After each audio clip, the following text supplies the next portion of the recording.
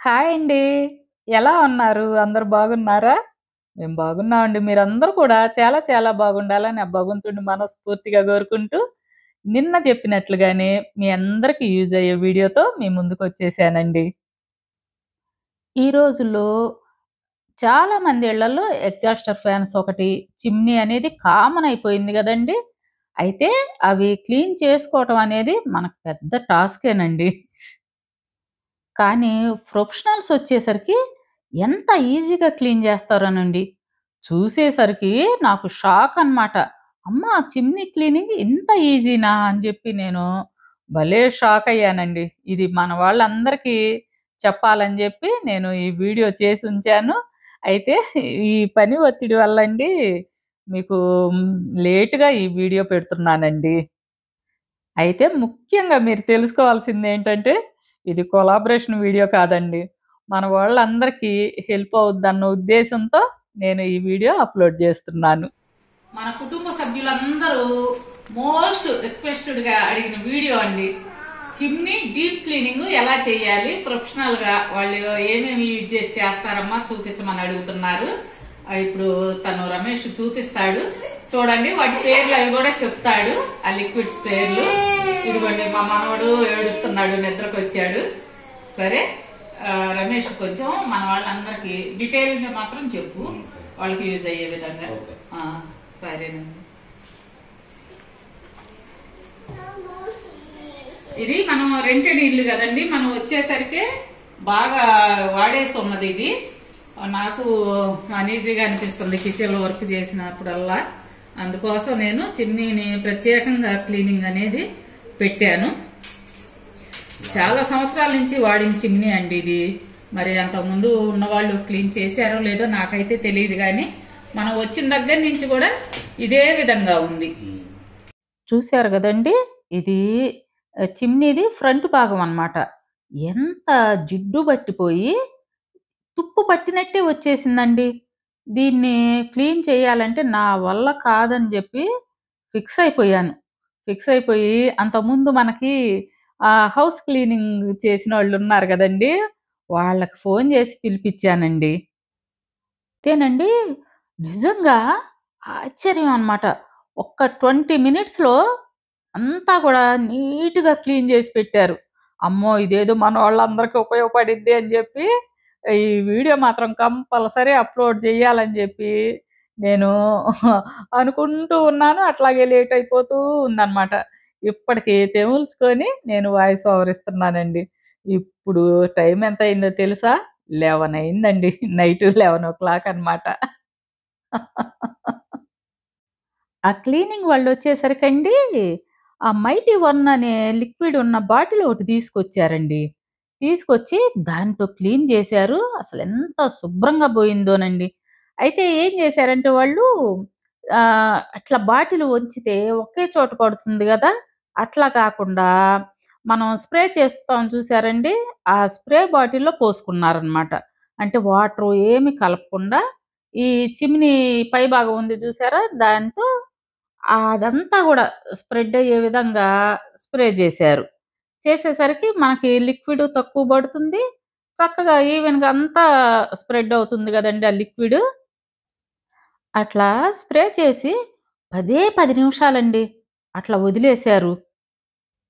అయితేనండి అస్సల ఎంత ఆశ్చర్యం అంటే, ఆ స్ప్రే చేసేటప్పుడే ఆ తుప్పు అంతా గూడా అట్లా కారిపోతూ ఉందండి. అయితేనండి ఇంకో ముఖ్య విషయం, అతను మాత్రం చేతులకి గ్లౌజులేసుకొనే చేశాడండి వర్క్ అంతా గూడాను. సహజంగా మనం బాత్రూమ్స్ అయి కడిగినా గానీ చేతులకు గ్లౌజులేసుకుంటాం గదా! అట్లాగే ఇది లిక్విడ్‌తో పని గదండీ! అందుకని గ్లౌజులేసుకున్నాడు. ఏవో కెమికల్స్ అవి గదండీ! మన సేఫ్టీ మనకుండాలి గదా! మనం గూడా ఇట్లాంటి వర్కులు జేసేటప్పుడు కంపల్సరీ గ్లౌజులేసుకోవాలి. మీరు గూడా తప్పనిసరిగా గ్లౌజులు వాడండి. అతనేం జేశాడంటేనండి, ఆ లిక్విడ్ అనేది ఒక మగ్గులోకి తీసుకున్నాడండి. వాటర్ ఏం కలపకుండా తీసుకొని, స్టీల్ పీస్ ఒకటి తీసుకొని, అలా కొంచెం క్లీన్ చేసేసరికే అప్పటికేనండి 10 మినిట్స్ నానేసరికి రెండొంతులు క్లీన్ అయిపోయిందండి. ఆ స్టీల్ పీస్‌తో రుద్దుతుండేసరికి ఆ హోల్స్‌లో ఉన్న తుప్పంతా కూడాను అసలు ఎట్లా కారిపోయిందోనండి. ఆ స్టీల్ పీస్‌ని ఆ లిక్విడ్‌లో ముంచటం, రుద్దటం అన్నమాట.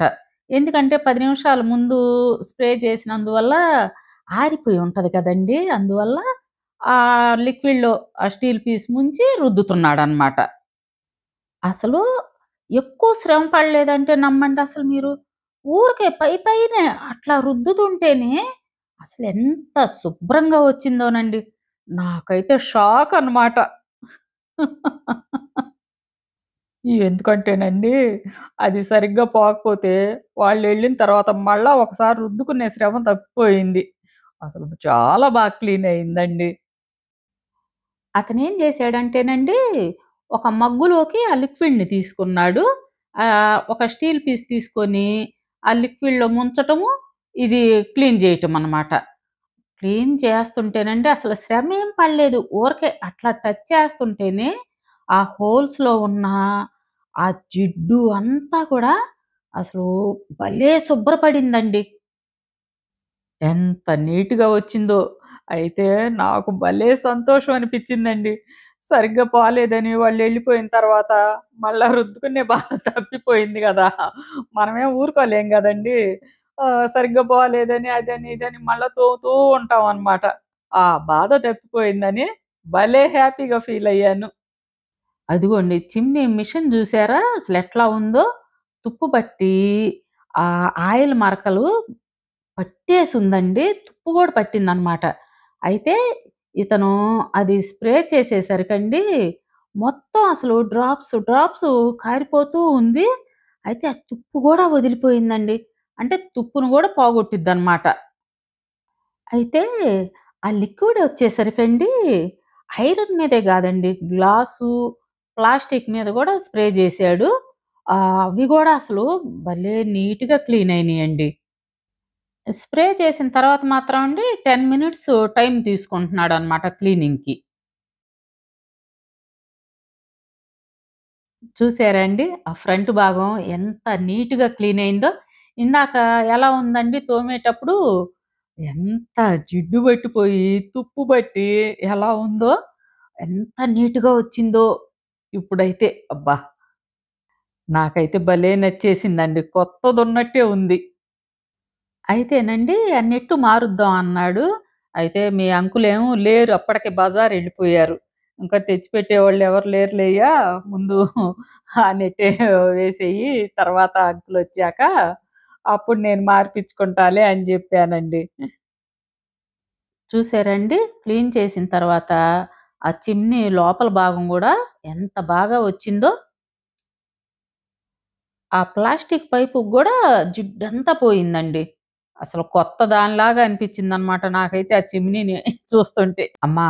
మీరెవ్వరైనా సరే నాతో సహా చిమ్నీ ఎప్పుడు గూడా ఎక్కువ టైం అలా వదిలేయకుండా నెలకొకసారి అట్లా క్లీన్ చేసుకుంటుంటే ఇంత వర్కర్‌లొచ్చి చేసేంత అవసరం పడదు కదా!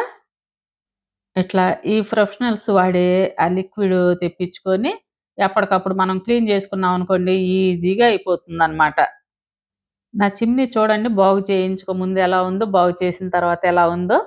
ఈ వీడియో మీకు బాగా యూజ్ అవుద్దనే అనుకుంటున్నాను. మీకు యూజ్ అయింది అని అనుకుంటే ఒక లైక్ ఇచ్చేసుకోండి. రేపు నేను మరొక మంచి వీడియోతో మిమ్మల్ని కలుస్తానండి. అది కూడా మరలా మీకు యూజ్ అయ్యే వీడియోతోనే కలుస్తాను. సరేనా?